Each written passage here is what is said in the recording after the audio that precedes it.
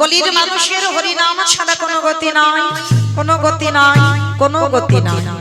একমাত্র ভব পারাপারের সম্বল হলো মা এই হরি নাম সংকীর্তন।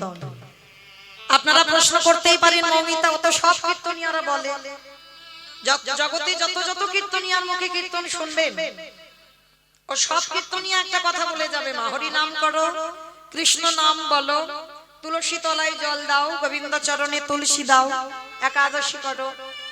কি মায়েরা বলি না কীর্তনিয়ারা সব এই কথা বলে যায়, কিন্তু কীর্তনিয়ারা বলছি বাবা সব ঠিক তা নয়, একবার হৃদয়ঙ্গ করতে হবে। এই যে আমরা কীর্তনিয়ারা বলছি বাবা হরি ছাড়া গতি নাই, কৃষ্ণ চরণ ছাড়া গতি নাই, আছে কি? ভালো করে একবার ভেবে দেখেন বাবা, যে যত বড় ধনী হও না কেন, যার যত টাকা থাকুক না কেন, যার যত অর্থ থাকুক না কেন, কেউ যদি সোনার পালঙ্কে ঘুমায়, কেউ যদি টাকার বিছানায়ও ঘুমায়, সারা জীবন যদি কেউ দিল্লি বোম্বে কাটায়, তবু মনে রাখতে হবে মা শেষের দিনে এরা তোমার কেউ আপন নয়।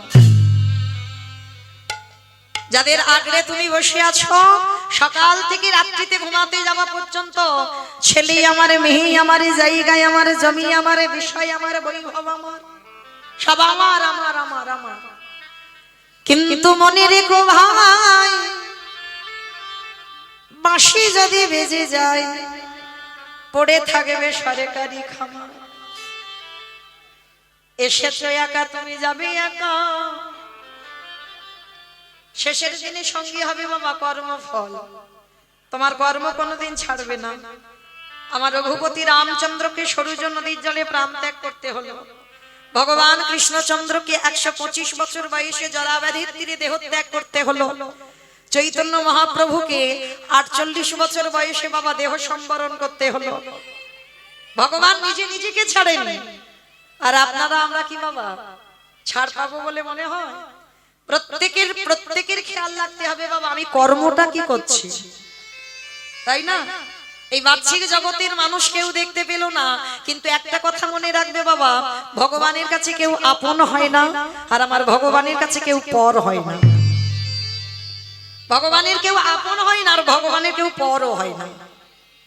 যে ডাকার মতো ডাকতে পারবে, যে স্বয়ং ধর্মকে আশ্রয় করে থাকবে, স্বয়ং ধর্ম তারই রক্ষা করবে। তাহলে মনে রাখতে হবে বাবা এই জগৎ সংসারে কেউ যখন কারোর নয়, কিসের জন্য কৃষ্ণ ভজন ভুলে যাচ্ছ, কিসের জন্য মায়ামোহ সংসারে পড়ে যাচ্ছ? সারা দিনের মধ্যে একটি বার আমরা ভগবানের চরণে বসে একবার নয়ন জলে বক্ষ যুগল ভাসিয়ে বলতে পারি না, দয়াময় আমার বলতে যা কিছু আছে আমি তোমার চরণে অর্পণ করলাম। কৃষ্ণ ভজিবার তরি সংসারে আইন, মিছে মায়ায় বদ্ধ হয়ে বৃক্ষ সম হইল। এই দেহটা দিয়ে বাবা শুধু সংসারের জন্য নয়, এই দেহটা শুধু ছেলে পুলে মানুষ করবে না, এই দেহটা শুধু সংসারের কর্ম করবে না, এই দেহটা পেয়েছি বাবা শুধুমাত্র কৃষ্ণ ভজন করবার জন্য।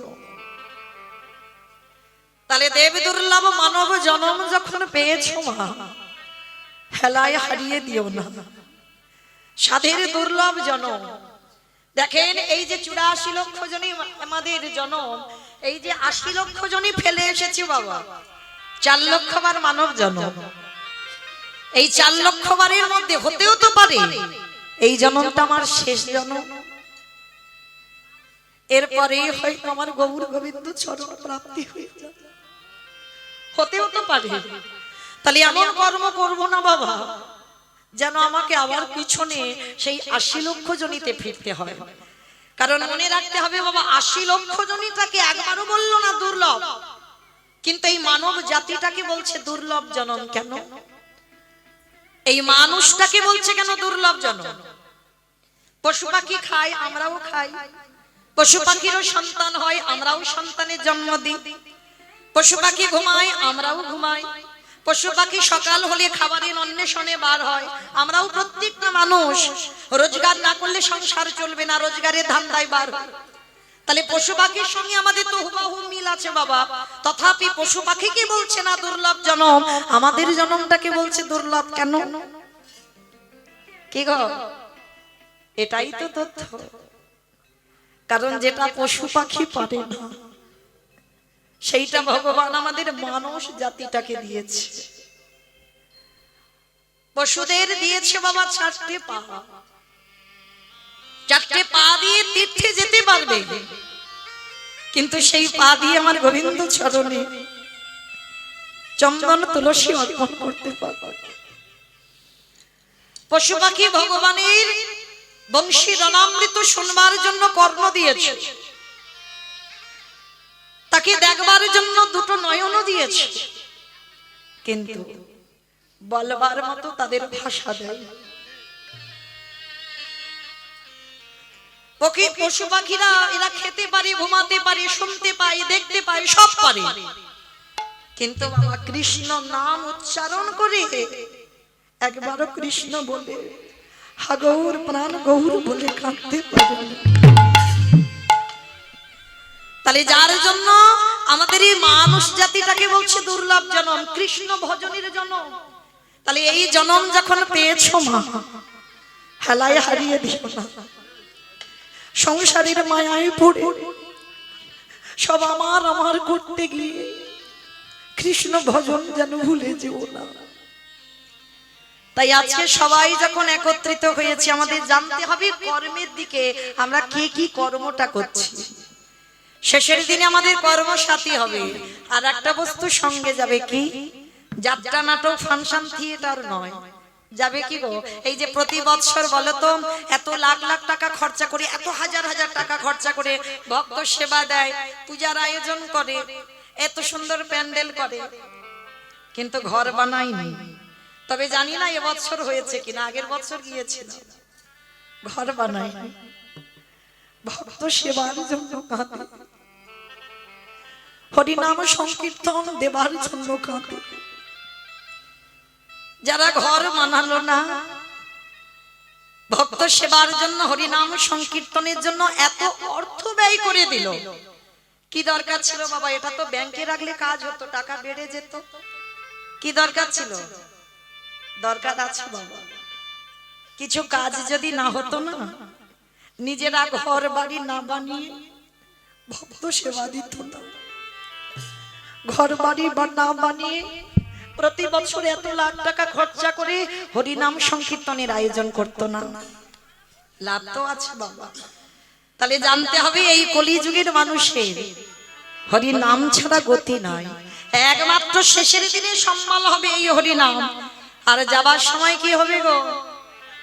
এই হরিনামে যাবে। এটা আমার কথা নয়, একটু মিলিয়ে নেন। মানুষের মৃত্যুর পর এই দেহটাকে যখন বের করে নিয়ে যায়, মুখে কি বলে? বলো হরি, বলো হরি, বলো হরি। কি গো মায়েরা বলে তো তোমাদের এই উত্তর 24 পরগনা, তাই তো? তাহলে এইবার আপনারাই বলেন। তাহলে এই যে এত সিরিয়াল দেখেন, এত মোবাইল দেখেন, প্রত্যেকের ঘরে কত কত মোবাইল, গেল কি কিছু সাথে? গেল না। তাহলে যাবে কি? যাদের বাড়িতে আছে তো খুব মঙ্গল, একটা খোল একটা কর্তাল, আর যাদের বাড়িতে নাই তাদের বাড়িতে দুটো ভাড়া করতে হবে, খোল কর্তাল। আর ভাড়া করে দেহটাকে যখন ঘর থেকে বের করে নেবে, হরি নামে যাবে।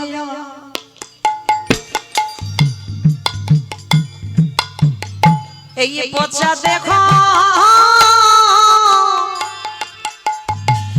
দেখো যাবে, যেদিন তুমি ভাবো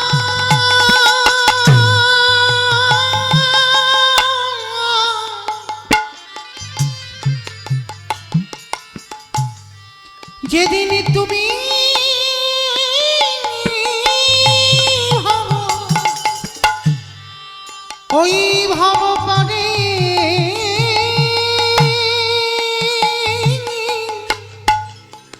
পারে যাবে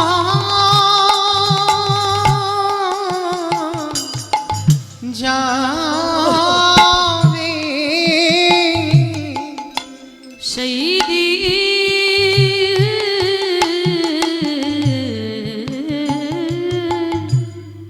চলুন আজকে আমরা সবাই পৌঁছে যাব মধুমাসি ধাম, বৃন্দাবন ধাম। আজকে আস্বাদন করব। বৃন্দাবনে বহু মন্দির আছে, আর একটা মন্দির আছে বাবা, যেটা মূল মন্দির, যারা গেছেন অবশ্যই করে দেখবেন, যে মন্দিরে বাবা সরাসরি ভক্ত ভগবান একসঙ্গে অনেকক্ষণ নয়নে নয়নে মিলন হয় না, বারবার করে বাবা পর্দা টেনে দেবে। যদি তোমার সৌভাগ্য থাকে তো তুমি সাক্ষাতে ভগবানের নয়নে নয়ন দিতে পারবে। যে বিগ্রহের নাম হচ্ছে বৃন্দাবনে বঙ্কু বিহারী। যারা গেছেন বৃন্দাবনে সব সময় ভিড়, আর দেখবেন একটা পর্দা আছে, তুমি অনেকক্ষণ ধরে আমার ভগবানকে দেখতেই পাবে না। যদি সৌভাগ্য অর্জন করো তো সাক্ষাতে দেখা হবে, না হলে দেখাই হবে না, বারবার মানে পর্দা টেনে দেয়। যারা গেছেন জানবেন। আজকে সেই বৃন্দাবনের বহু মন্দিরের মধ্যে একটা মন্দির হচ্ছে বৃন্দাবনে বাঁকে বিহারী লালের মন্দির। আজকে আমরা জানবো এই বৃন্দাবনের যিনি বঙ্কুজি ছিল, এখন প্রকাশ পেয়েছে বৃন্দাবনের বঙ্কু বিহারী লাল। কে সেই বিহারী যে আমার ভগবান তার নামের সঙ্গে আমার ভগবানের নামটাকে জুড়ে দিয়েছে। চলো আজকের আমরা লীলার মধ্যে আজকের প্রকাশ পাবে। জায়গাটার নাম হচ্ছে বাবা বর্ধমান কাটোয়া কাঞ্চন নগর গ্রাম। আজকে আর কোনো কথা হবে না, নয় নয় করে অনেকটা টাইম হলো তো, আর যতটুকু টাইম বাকি আছে আর এইটুকু টাইম, এই একটা ঘন্টা একটু মন প্রাণ দিয়ে আস্বাদন করবেন, লীলাটা বুঝতে পারবেন। সংসার জীবনে থেকে ভগবানকে পাওয়া যায়, সংসার জীবনে থেকে ভগবানকে পাওয়া যায়, সংসার জীবনের বাইরে গিয়ে নয়। লীলাটা শ্রবণ করলে বুঝতে পারবেন। ভক্তি যার কৃষ্ণ তার সর্বশাস্ত্রে কয়, ভক্তি না থাকিলে কৃষ্ণ দেখিও বা কিবা হয়। তাহলে আজকে বর্ধমান কাটোয়া কাঞ্চন নগরে এক জনম দুঃখী মা, যে মায়ের নাম হচ্ছে মায়াবতী ঘোষ, তার স্বামীর নাম ছিল দ্বিজ ঘোষ। অমাইরা বলো তো ভগবান কৃষ্ণ কাদের ঘরের ছেলে? ঘোষেদের ঘরের ছেলে। বাহ! আর আজকে যে গান গাইছে কাদের ঘরের মেয়ে? ঘোষেদের ঘরের মেয়ে। আর যাকে নিয়ে লীলাটা হবে তিনিও ঘোষেদের ছেলে। তার মানে সব এক জায়গা হয়ে আজকে লীলা প্রকাশ হবে। তা এই মায়াবতী ঘোষ আর দ্বিজ ঘোষ এরা স্বামী স্ত্রী মাধুপুরি করে। নিজেদের আছে বলে কিছু নেই বাবা, ভিক্ষায় গেলে পাওয়া, ভিক্ষায় গেলে খাবার জুটবে, আর ভিক্ষায় না গেলে যদি কেউ না দেয় আর খাওয়া হবে না। এরকমই জীবন ছিল দুই স্বামী স্ত্রী। বহু বছর হয়ে গেল। একদিন মায়াবতী স্বামীর দুটো চরণ ধরে বলছে, একটা কথা বলবো? বলো মায়া। তুমি তো কোনোদিন এমন করে কথা বলো না, কি হয়েছে? একটা জিনিস তোমার কাছে চাইবো। এতদিন পরে তুমি আমার কাছে চাইবে? বেশ, বলো তুমি আমার কাছে কি চাও? না আগে তুমি বলো দেবে। ওই যে বললাম, তুমি যদি দেবার মতো বস্তু চাও তাহলে তোমায় দেব। না স্বামী, আমার জন্য নয়, আমার জন্য চাইছি না। বলছিলাম কি, আমি আছি, আমার রাধা মাধবের সেবা হয়। যেদিন আমি থাকবো না পৃথিবীতে, তুমি থাকবে, তুমি আমার রাধা মাধবের সেবা দেবে। কিন্তু যেদিন আমরা দুই লোকে কেউ থাকবো না, আমার রাধা মাধব উপবাসে যাবে। পুরুষ মানুষ তো বুঝতে পেরে গেছে, আর কিছু বলতে হয় না। সঙ্গে সঙ্গে দ্বিজ ঘোষ বলে উঠলেন, চুপ করো মায়া। ছি ছি ছি ছি, তুমি ভাবলে কি করে? তুমি আমার কাছে শেষে তুমি সন্তান কামনা করছো? মায়া, এই পৃথিবীতে সন্তান সুখ দিতে পারে না। সন্তানে শুধু আছে জ্বালা, কষ্ট, ব্যথা, বেদনা। মায়াবতী নারী জাতি তো দূর। আমি কি গান্ধারীর মতো 100 ছেলে চাইছি তাই যে আমার জ্বালা যন্ত্রণা হবে? 100 ছেলে হলে নয় জ্বালা যন্ত্রণা হবে, আমি তো একটা ছেলে চাইছি। মায়া, একটা ছেলেরও কষ্ট নেই? রাম 14 বছর বনে গেল, দশরথ কেঁদে কেঁদে রামের বিহনে অন্ধ, প্রাণ চলে গেল রামের জন্য। একটা ছেলে তো ছিল না, একটা ছেলের জন্য তো চলে গেল। খবরদার মায়া, তুমি আমার বউ নয়, তুমি আমার স্ত্রী নও। তুমি আমার সহধর্মিনী, তুমি আমার ধর্মের কাজে সাহায্য করবে, তা বলে এই নয় আজ তুমি আমার কাছে সন্তান কামনা করছো। মায়া, কেন ভুলে যাও? ভগবানের কাছে কোনোদিন চাইতে নেই, এটা বাস্তব মা। আমি আপনাদের বলে যাই, ভগবানের কাছে কিছু চেও না। হ্যাঁ, চাইলে যতটুকু দেবে সেটা সীমাবদ্ধের মধ্যে থাকে, আর না চাইতে যদি তুমি প্রেম দিয়ে ভালোবাসা দিয়ে আমার ভগবানের কাছে একবার কাঁদতে পারো, এত কিছু দেবে, এত কিছু দেবে, তুমি রাগবারে জায়গায় পাবে না। মায়া, তুমি যদি আমার সত্যি সহধর্মিনী হও, আজকে থেকে কোনোদিন তুমি এই কথা মুখে আনবে না। আর হ্যাঁ, যদি স্বামী, আমি তো তোমাকে একবারও বলিনি যে আমার বার্ধক্য দশায় আমার একটা সন্তান হবে, আমায় দেখবে। আমি চেয়েছি ভগবানের জন্য।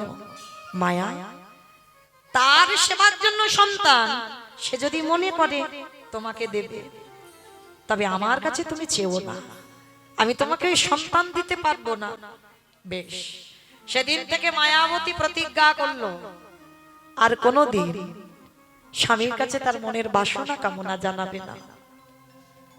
দিন যায়, মাস যায়, মায়াবতী সর্বদাই ভগবানের চরণে কাঁদে, কিছু বলে না। ভক্ত বাৎসল্য ভগবান বুঝতে পারলেন ভক্তের মনের কথা। ওই যে বললাম, সত্যিকারের যদি ভগবানকে ডাকতে পারো, ভগবান ভক্তের আশা পূর্ণ করবে। দৈবমানি করলো, মায়াবতী তোমার ভক্তি সেবায় বড় তুষ্ট হবে, সন্তানের জননী তুমি হবে, তবে তোমার অদৃষ্টে একটা লেখা আছে, মেনে নিতে পারবে? কেউ রোধ করতে পারবে না। বলো দয়াময়ী, সেটা কি? শোনো, সন্তান যখনই তুমি গর্ভে ধারণ করবে, সন্তান পাবার পর চিরজনমের মতো তোমার স্বামীর মৃত্যু হয়ে যাবে। যদি তুমি সন্তানকে বাঁচাতে চাও, তোমার স্বামীর মৃত্যু হবে। আর যদি তুমি স্বামীকে বাঁচাতে চাও, তোমার গর্ভের সন্তান গর্ভেই মারা যাবে। কি গো, ভগবান এমনি এমনি নয়, ঘষে মেজে দেখবে না। ভগবান যে দেবে, ভালো করে ঘষে মেজে দেখে এ আমার প্রকৃত ভক্ত নাই আমার নকল ভক্ত। মায়াবতীকে যেই জিজ্ঞেস করলো, সন্তান বাঁচাতে গেলে স্বামীর মৃত্যু হবে, আর স্বামীকে বাঁচাতে গেলে সন্তানের মৃত্যু হবে। বলেন মায়েরা, আপনারা তো এখানে অনেকে মা, যদি আমি প্রশ্ন করি, ভক্তিমতী নারী যদি হয়, কারণ মায়াবতী সন্তান চেয়েছে নিজের সেবার জন্য নয়, আমার অবর্তমানে আমার একটা কৃষ্ণ বলা পাখি হবে, সে যেন গোবিন্দ সেবা করতে পারে। তাহলে এই হিসাবে সন্তানটা তার নিজের জন্য নয়, ভগবান সেবার জন্য। তাহলে বলেন মা, আপনারা স্বামীকে বেশি ভালোবাসেন না সন্তানকে? জড় জগতের কথা বলেন, সন্তানকে বেশ, স্বামীকে বাসেন না? বাসেন, বেশ। আর কেউ? কয়েকজন বললো সন্তান, আর কেউ? ওটা তো মন রাখা কথা, দুজনকে বললে হবে না, ওটা মন রাখছে। দুজনকে ভালোবাসি বললে হবে না, একজনকে বেছে নিতে হবে। একটু 19-20, একটু 19-20 হবে বাবা। মায়াবতী এক বাক্যে, আমরা যদি এখানে ভোট করা হয় না, দেখবেন ভোটে উঠে আসবে বেশিরভাগ মা সন্তান বলবে। কেন জানো?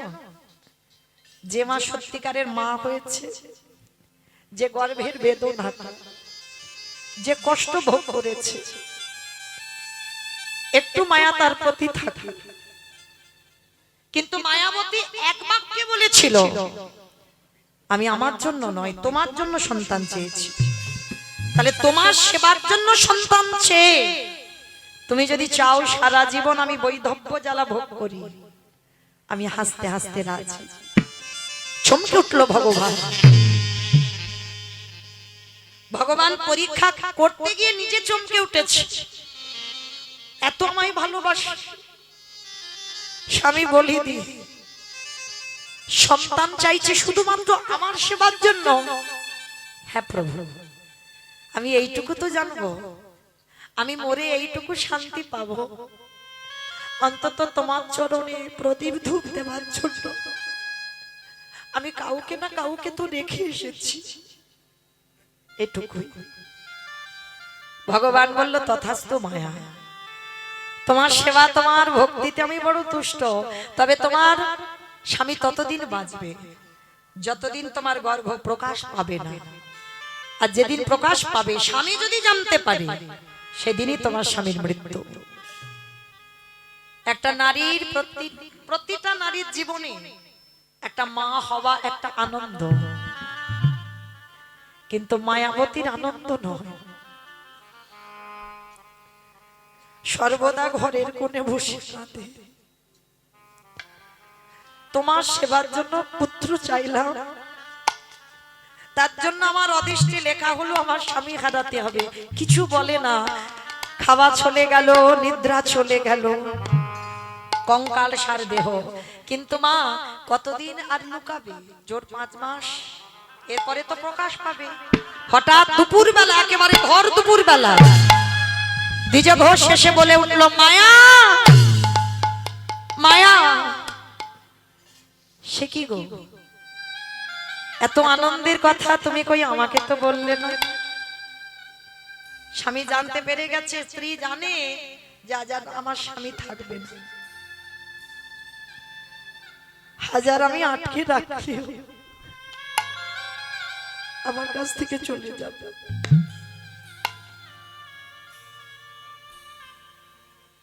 মায়াবতী কাঁদছে, স্বামী তো জানেই না কিছু।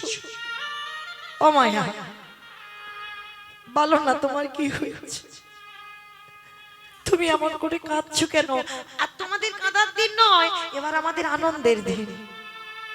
তুমি মা বলা সন্তান পাবে, আমরা একটা কৃষ্ণ বলা পাখি পাবো, আমাদের অবর্তমানে যে গোবিন্দ সেবা দেবে। কিন্তু তুমি কাঁদছো কেন? স্বামী, কাঁদছি আমি এমনি এমনি নয়, যে সন্তান গর্ভে ধারণ করলাম, আজকে তুমি জেনে গেলে মানে আজই দৈব দুর্ঘটনা তোমার মৃত্যু হয়ে যাবে। কথাটা বলা শেষ, দ্বিজ ঘোষের শরীরে অজানা জ্বর এসেছে।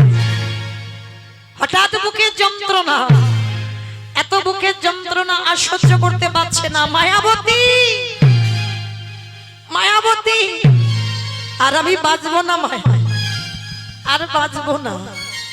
ধুলাই লুটিয়ে পড়ে বলল, মায়া কথা দাও, আমার জন্য এই সমাজ তোমাকে বলবে দ্বিচারী, আমার জন্য এই সমাজ করবে তোমায় কলঙ্কিনী, আমার জন্য এই সমাজ করবে তোমায় অসতী। বলে বলুন, আমি তো জানি, আমি তো জেনে যাচ্ছি যে সন্তান গর্ভে আছে। একবার তুমি আমাকে ছুঁয়ে কথা দাও, আমার মৃত্যুর পর যে সন্তান তোমার গর্ভে আছে ওকে ভূমিষ্ঠ করে ওকে করে তুলবে কৃষ্ণ ভক্ত। কথাটা বলে দ্বিজ ঘোষে প্রাণটা চলে গেল।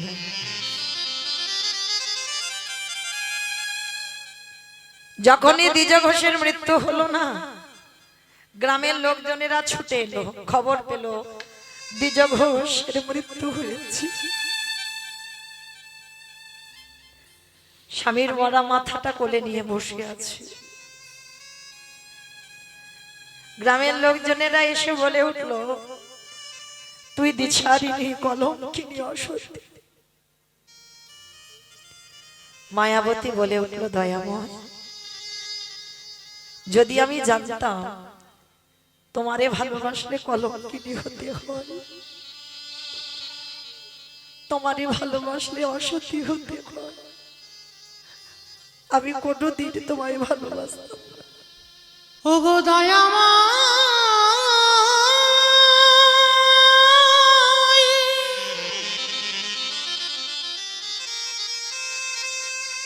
যে জনে তোমায় ভালো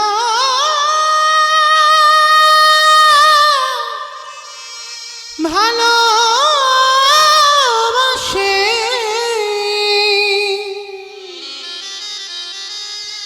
তার কি এমনি করে কাঁদিতে হয়? সবাই মিলে বলে বলেন ওকে বের করে দে, ওকে বের করে দে। ও দিয়ে ছাড়িয়ে দি বলো। নিঠুরি নিয়তি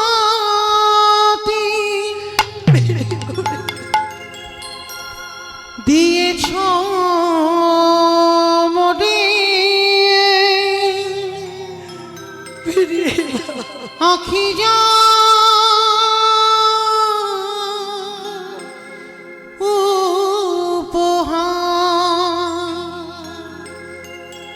চিরদিন শুধু ব্যথা দিলে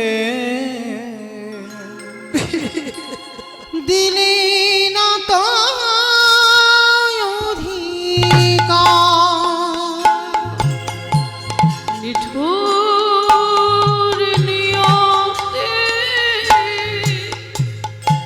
তুমি কেটে দিও না, কেটে দিও। দিয়েছ যে মরে ফিরিয়ে দাও। আখি জলু পোহার চিরদিন শুধু ব্যথা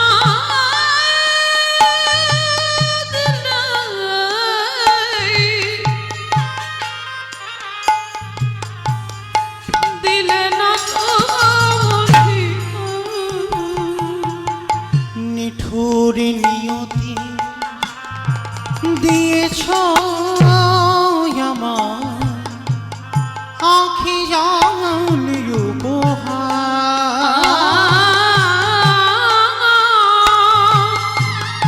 আখি জলু পোহার ব্যথা দিয়ে তুমি যদি সুখ পাও, যত ব্যথা তুমি প্রভু আমায় দিয়ে যাও। ব্যথা দিয়ে তুমি সব যদি দাও। সুখ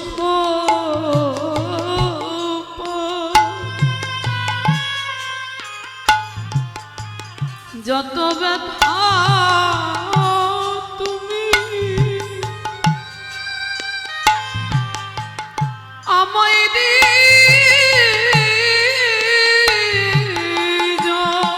নিঠুরি নিয়তি দিয়েছ আমার আখি জালে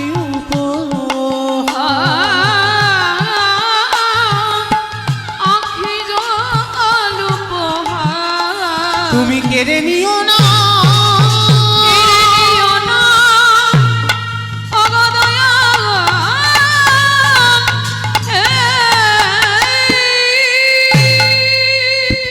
ওকে গলা ধাক্কা দিয়ে বের করে দে। ওর মতো মেয়ে যদি এই সমাজে থাকে সমাজ নষ্ট করে দেবে। স্বামী তার প্রাণ নিল, যে গর্ভে আছে তারও প্রাণ নেবে। সবাই মিলে স্বামীর দেহটা নিয়ে দাহ কাজ সম্পূর্ণ করল। একা হয়ে গেল বাবা মায়া বুদ্ধি।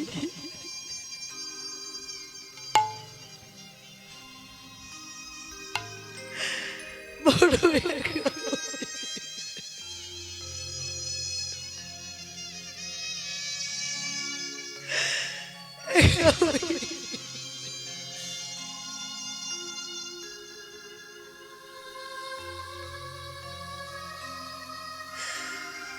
যার বাড়িতে খাবার জন্য যায় দূর দূর করে তাড়িয়ে দেয়। কলঙ্কিনী দ্বিচারিণী অসতী বলে ভগবানের কাছে কাঁদে আর বলে, দয়াময় দুঃখ দাও, কষ্ট দাও, ব্যথা দাও, কিন্তু সহ্য করবার মতো ক্ষমতাটুকু তুমি আমায় দিয়ে দিও। গ্রামের শেষ প্রান্তে একটা বাড়িতে কাজ পেয়েছে মায়াবতী। সেই বাড়ির লোক মনে মনে ভাবলো আমার একটা কাজের মেয়ে তো দরকার। কোনো মাইনে নয়, মা সারাদিন কাজ করে আর খাবার জন্য ভগবানের প্রসাদী একটু করে পায়।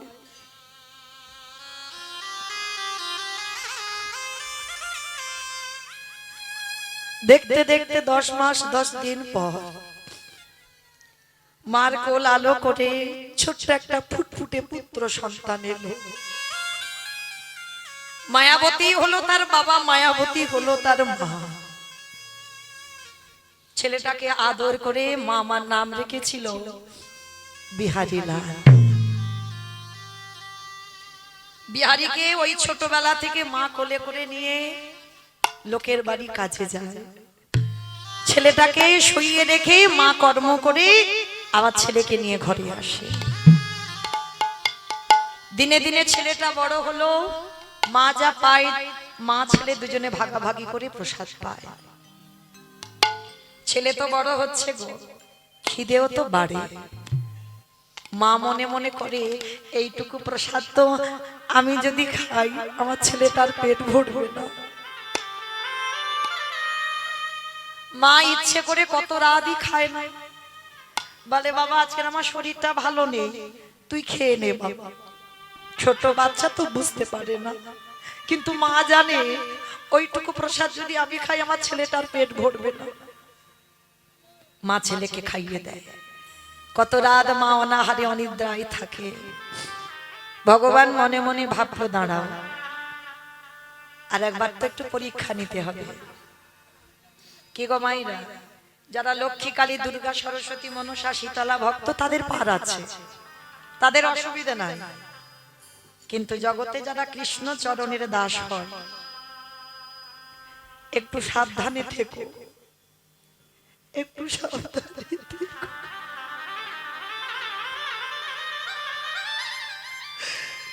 কৃষ্ণ ভক্ত হলেই তাকে বাবা একটু সাবধানে থাকতে হবে। কেন জানো? যে করে আমার আশ তারে করি সর্বনাশ। না, সর্বনাশ নয়, ভগবান ভক্তে সর্বনাশ করে না। একটু আগেই তো শুনলেন, ভক্ত আমার মাতা পিতা, ভক্ত আমার গুরু। ভক্ত যদি মাতা পিতা হয়, ভক্ত যদি গুরু হয়, ভক্ত সেবা দিলে যদি সেবা পায়, তাহলে ভক্তের সর্বনাশ জীবনে ভগবান করে না। তাহলে আমাদের বোঝার ভুল, আমরা কীর্তনিয়ারা বলছি ভুল, শুনছি ভুল। যে করে আমার আশ তারে করি সর্বনাশ। সর্বনাশ বানান আলাদা হবে, সব নাশ। ভগবান সব নাশ করে। কি নাশের কথা বললো? আত্মীয় পরিজন, বন্ধু বান্ধব, গাড়ি বাড়ি, জায়গা জমি সম্পত্তি, তোমার আপন বলতে কেউ থাকবে না। যদি কৃষ্ণ ভক্ত হও, যদি একটু মাথাতে ছাদ তৈরি করো না, ভগবান চেষ্টা করবে কবে ওর ছাদটাকে কেড়ে নেবে। কৃষ্ণ ভক্তরা বাবা পথের ভিখারি হয়, দিনহীন পথের ভিখারি কাঙাল। তাকিয়ে দেখেন জমিদার লালা বাবুর দিকে। যে জমিদার লালা বাবুর অন্নপ্রাশনে বাবা নিমন্ত্রণ পত্র ছাপানো হয়েছিল, সোনার পত্র। তাহলে সেই লালা বাবু আজকে যারা এসেছিল প্রসাদ পেতে, নিমন্ত্রণে খেতে যারা এলো, সোনার থালাতে করে খেতে দিয়েছে। কত বড় জমিদার! সেই লালা বাবুর একটা কথাই চৈতন্য হয়ে গেল, বাবুজি বেলা যে যায় বাসনায় আগুন দেবে না। কি গো মা, বাসনা মানে কলার বাসনা নয়, কামনা বাসনায় আগুন দিয়ে চল লালা মধুর বৃন্দাবন, যেখানে গেলেই পরম শান্তি পাওয়া যায়। সেই লালা বাবু জমিদারি ত্যাগ করলো। তাহলে কৃষ্ণ ভক্ত যে হবে পথের ভিখারি হয়ে যাবে। তাকিয়ে দেখেন সুদামা ঠাকুরের দিকে, যে ভগবানের বন্ধু। তাকিয়ে দেখেন মহাভারতে বিদুরের দিকে। ভুরি ভুরি প্রমাণ, কৃষ্ণ ভক্ত কোনোদিন ধনী হয় না, কৃষ্ণ ভক্ত কোনোদিন বড় লোক হয় না। এ জগতে ধনী সেই হয় যার হৃদয়ে কৃষ্ণ প্রেম সম্পদ হয়েছে, যে কৃষ্ণ প্রাণ গৌর বলে কাঁদে, যার হৃদয়ে কোনোদিন বিষয় বৈভবে ডুবে যায় না। তো আজকে ভগবান মনে মনে ভাবলো ছেলেটাকে তো একটু পরীক্ষা নিতে হবে। কিরকম পরীক্ষা? মা যে বাড়িতে কাজ করতো মা, সেই বাড়িতে আজকে কিছু খাবার পাইনি। কেন? আত্মীয় বাড়িতে যাবে, কিছু রান্না করেনি, কিছুই রান্না করেনি। মায়াবতীকে বললো, মা আজকে তোর সেবার ব্যবস্থা তুই করে নিস, কিন্তু কারোর বাড়ি গেলে কিছু পাবে না। খালি হাতে বিকালবেলা মা ঘরে ঢুকছে, তখন বিহারীর বয়স 5 বছর। সকাল থেকে ছেলেটা উপবাসে থাকে গো,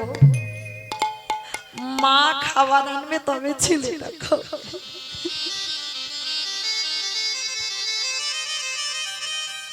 আজকে ছোট্ট ছেলে, যেই না মা এসেছে, ছোট্ট বিহারী ছুটতে ছুটতে মার কোমর জড়িয়ে ধরেছে। ও মা, মা গো, ও মা কি এনেছো বলো না মা, বড্ড খিদে পেয়েছে। খোকা একটা কাজ কর না বাবা, আজকে দিনটা, সারাদিন তো হয়ে গেল, রাতটুকু একটু জল খেয়ে কাটিয়ে দে না বাবা। ও মা, সকাল থেকে তো আমি জলই খেয়ে আছি, আমার যে বড় খিদে, কষ্ট পাচ্ছি। ও মামা দাও না, কি এনেছো? মা মনে মনে ভাবলো, আমি আছি বলে আমার ছেলের এত কষ্ট, আর যদি আমি পৃথিবী থেকে চলে যাই আর কারোর কষ্ট হবে না। আমি থাকলে যেখানে কষ্ট হয়, আমি যদি পৃথিবী থেকে চলে যাই আর তো কারোর কষ্ট হবে না। আমার জন্য 2 দিন কাঁদবে, 3 দিন কাঁদবে, 1 সপ্তাহ কাঁদবে, 1 মাস কাঁদবে, তারপরে আবার ঠিক হয়ে যাবে। আর আমার ছেলেটার কেউ নেই জানতে পারলে ওকে সবাই আদর করে খেতে দেবে। মা মনে মনে সিদ্ধান্ত নিল, আজই রাত্রে, আজকে রাত্রিবেলা আমি ওই গঙ্গার জলে আমার প্রাণটা ত্যাগ করে দেব। ছেলেটাকে কোলের কাছে নিয়ে মা কি করেছে, মাথায় হাত বুলাচ্ছে। আর একটা কথা মনে রাখবে মা, সন্তান যতই বড় হোক মায়ের কাছে ছোটটি থাকে, বাবার কাছে বড় হয়। বাবার ভালোবাসা হচ্ছে ঐশ্বর্যের, আর মায়ের ভালোবাসা মাধুর্যে। মায়ের কাছে দেখবে ছেলে যত বড় হয় সবসময় ছোটই থাকে। মা কোলের কাছে নিয়ে ছেলেটার মাথায় হাত বুলিয়ে দিয়েছে, আর যেই ছেলেটার মাথায় হাত বুলিয়ে দিয়েছে না, ক্ষুধার্ত ছেলে ঘুমিয়ে পড়েছে। যেই না ঘুমিয়ে পড়েছে, শক্ত করে মার আঁচলটা ধরে আছে বিহারী, মা যাতে চলে না যায়। ধীরে ধীরে মা কি করেছে, হাতটা ছাড়িয়েছে। ভগবানের প্রতিচ্ছবি আছে, বিহারীকে ঘুম পাড়িয়ে মা প্রতিচ্ছবির কাছে গিয়ে দাঁড়িয়েছে, প্রভু আমি আসি, আমাকে বিদায় দাও, রইল আমার ছেলেটা,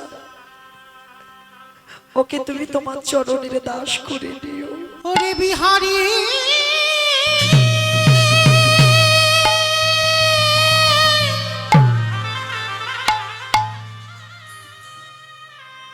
আমি চলে চলে যাই, আরে কোনদিনও ফিরে আসিব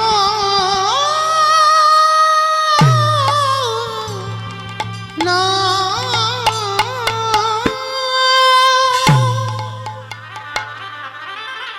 সবে মা বলে একটা পা তুলেছে, ছেলেটা ঘুম থেকে উঠে গিয়ে মার আঁচলটা চেপে জড়িয়ে ধরেছে। মা, মা কোথায় চলে যাচ্ছ?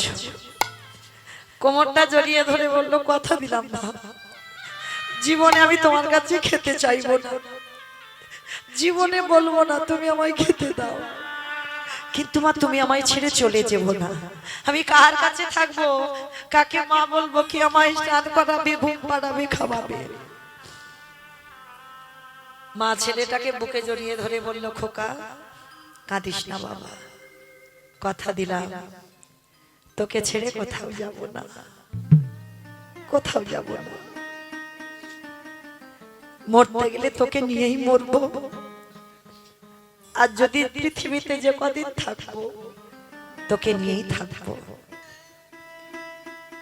ছোট্ট বিহারী বলল, ও মামা একটা কথা বলবো? পাশের বাড়ি দেখি আমার বন্ধুরা সব গোটা গোটা চালের অন্ন পায়, আমি তো কোনোদিন গোটা চালের অন্ন দেখিনি। ভেবে রেখেছেন কত গরিব কত কাঙাল কোনোদিন গোটা চালের ভাত খায়নি। বলো না মা, কৃষ্ণ কি পারে না আমাদের একটু বড় লোক করে দিতে? আমার বন্ধুরা কত ভালো ভালো খাবার খায়, বলো না কৃষ্ণ পারে না বড় লোক করে দিতে? চুপ চুপ বাবা চুপ, একটা কথা বলিস না, খবরদার জীবনে বড় লোক হতে চাস না। বড় লোক হলে কৃষ্ণ ভুলে যায়।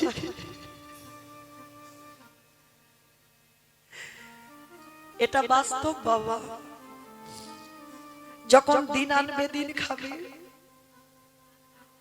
কম অর্থ রোজগার করবে, তখন আমার ভগবানকে চিনতে পারবে। আর যেই আমার ভগবান একতলা দুতলা তিনতলা চারতলা যত তালা বাড়াবে তত জ্বালা বাড়াবে, যত টাকার পাহাড় তৈরি করবে, কোন ব্যাংকে টাকা রাখবে হিসাব পাবে না বাবা। ভগবান বলছে না, দিয়ে ধন বুঝে মন ভরে নিতে কতক্ষণ। তুমি ভুলে যাও ফেলে আসা দিনের কথা, তাই তো তোমার এই দশা।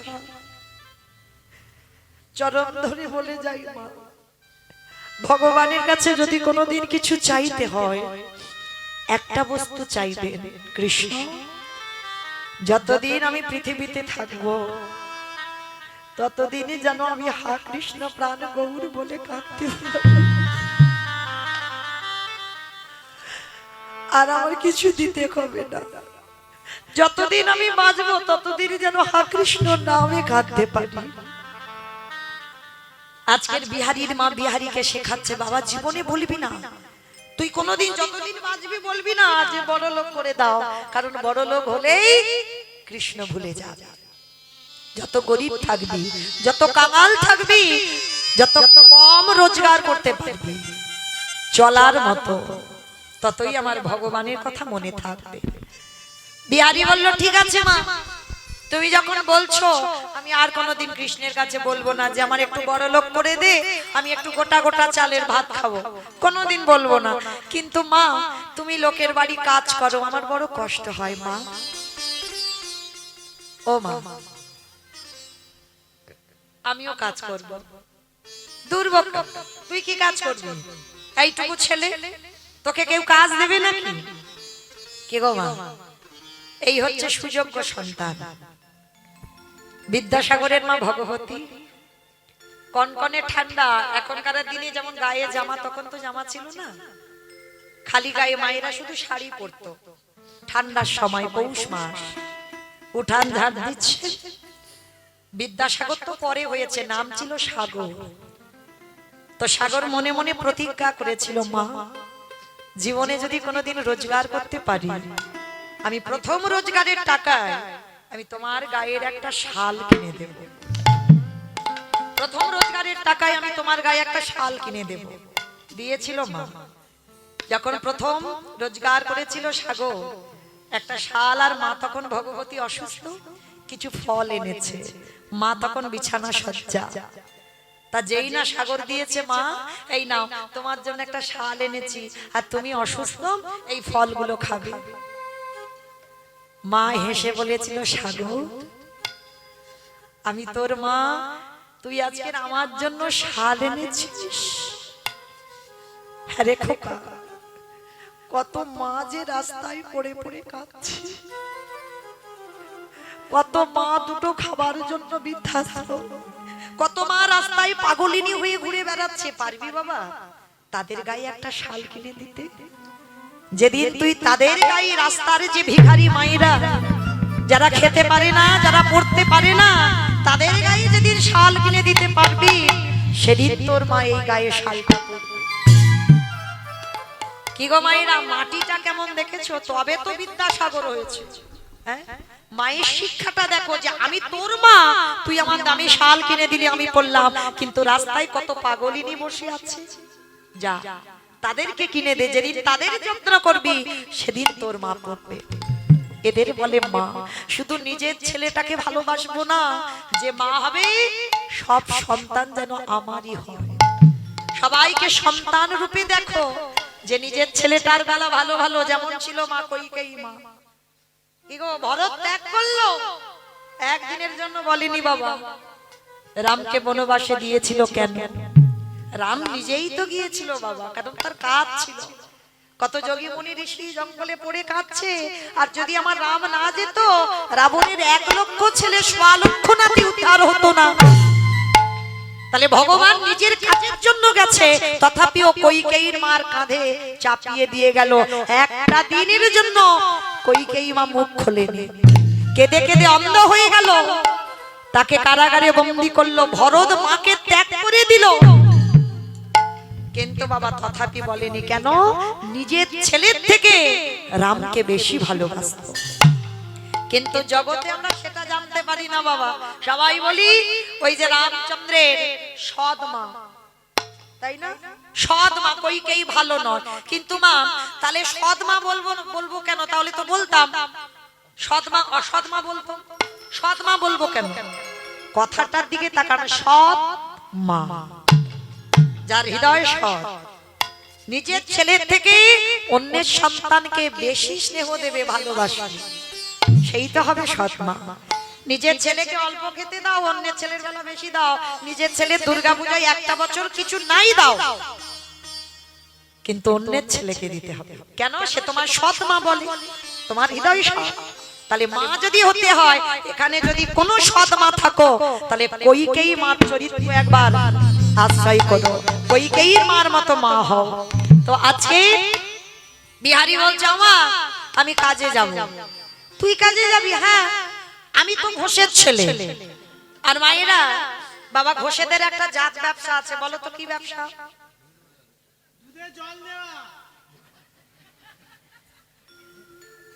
আমারে বললি না, আমার বাবা দেয় না, কারণ আমার বাবা দুধের ব্যবসা নয়, মা ছানার ব্যবসা। তাহলে হিসাব জল দিলে কি হবে বাবা? হিসাব তো ছানার হবে। হ্যাঁ, মিষ্টি বড় হবে জানে না। আচ্ছা, এই গোয়ালা যারা আছে তাদের একটা জাত ব্যবসা হয়, দুধের ব্যবসা। আর এরা অন্য কোনো কাজকর্ম ভালো না পারুক, কিন্তু গরুর কাজ এরা ছোটবেলা থেকে বাবা এদের অভ্যাস। কেমন? তো আজকে বিহারি গেছে একটা গোয়ালা পাড়াতে, 3 তলা বাড়ির মালিক, গিয়ে বলছে, বাবুজি, ও বাবুজি।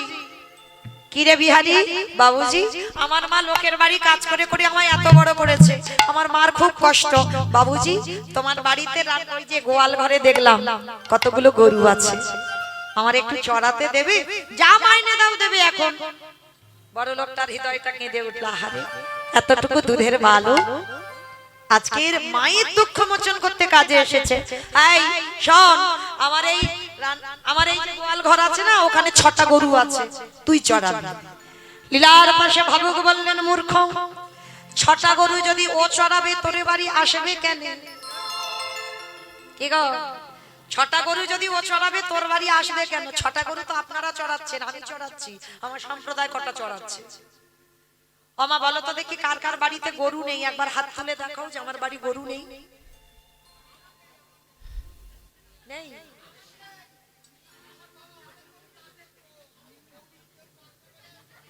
বাহ বাহ, তাহলে দেখে না, ওনার গরু নেই, ওনার বাবা করে গেছে। রাধে মায়েরা, গরু হয়তো সবাই নিয়ে বসে আছে পাশে করে। যারা বলছো না গরু নেই, তারা গরু হয়তো পাশে নিয়ে বেঁধে বসে আছে। আমি তো বাহ্যিক জগতের গরুর কথা বলিনি, কীর্তনে বাহ্যিক জগতের কথা কেন বলবো? আমরা 6টা গরু নিয়ে বাস করছি, যে কাম, ক্রোধ, লোভ, মোহ, মদ, আশ্চর্য। এই তো ছটা গরুর বশীভূত আমরা, তবে খবরদার কিন্তু ছটা গরুকে যেন মেরে দিও না। ভগবান বিধান দিল ছটা গরুকে দমিয়ে রাখো, মানে তারা যেন ঊর্ধ্বমুখী না হয়, তারা যেন সবকটা নিম্নমুখী হয়। কিন্তু বাবা মেরে দিলে হবে না, মেরে দিলে তুমি জগতে বাঁচতেই পারবে না। তুমি যদি ছটা গরুকে একসঙ্গে মেরে দাও তুমি বাঁচতে পারবে? বাঁচতে পারবে না। তাহলে কাম, ক্রোধ, লোভ, মোহ, মদ, আশ্চর্য সময়ে তোমাকে দিতে হবে, কিন্তু কেউ যেন ঊর্ধ্বমুখী হয়ে না যায়, সবটাকে নিম্নমুখী করো। তো আজকের বিহারী বলছে আমি ছটা পারবো না। বলে কি করবি? বলে দুটো তিনটে পারবো। 5 বছরের বাচ্চা তো, দুটো তিনটে পারবো। ঠিক আছে, তাই দুটো তিনটে চড়া। তো শোন, 1 মাস গরু চড়াবি, তোকে 25 পয়সা মাইনে দেব, মানে চারা না। এখনকার লীলা তো নয়, তখনকার দিনে বাবা চারানার অনেক মূল্য। তা বলছে চারানা মাইনে দেব। ঠিক আছে বাবু, চারানা আমার মাকে দিলে অনেক কাজ। তো বিহারী আজকে কি করেছে বাবা? ওই চারানা মাইনের কাজ। প্রত্যেকদিন মাঠে মাঠে পান্তা ভাত। কি গো মায়েরা জানো, আগেকার দিনে সেই যখন মাঠে ওই রোয়া হতো, গ্রামাঞ্চল তো ভালো জানবেন, ওই যে পান্তা ভাত কাঁধে করে নিয়ে যে সেই যেত, হ্যাঁ, একেবারে সমস্ত কর্ম সেরে বাবা বিকাল হয়ে যেত, বিকাল গড়িয়ে যেত, তারপরে আসতো। তা বিহারী ওই রকম গরু চড়াবে, কাঁধে করে পান্তা ভাতটা নিয়েছে। এক হাতে আছে গরু চড়ানোর একটা লাঠি। অনেক অনেক গরু বাছুর মাঠে যায়, আর বিহারী 3টে 4টে গরু নিয়ে মাঠে যায়। আর বিহারীর তো একটাই খেলা। কি গো মা, আমাদের ছেলেপুলেদেরও একটাই খেলা আছে, ওই যে একটা মোবাইল, ওইটা দিলে আর মা লাগে না, বাবা লাগে না, কিছু লাগে না। কিন্তু বিহারীর তো এসব খেলা নয়, বিহারীর একটা খেলা। কি খেলা? ব্রজের কানরে কোন দুঃখে তুই রাজা হলি দ্বারকাপুর। রোজের গান রে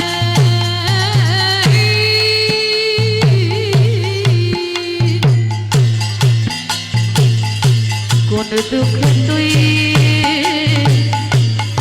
রাজা হলি দ্বারকাপুরে। বলি বলে কোন দুঃখে তুই রাজা হলি ওই দ্বারকাপুরে। বাজিয়ে ব্রজের গোঠের বেনু,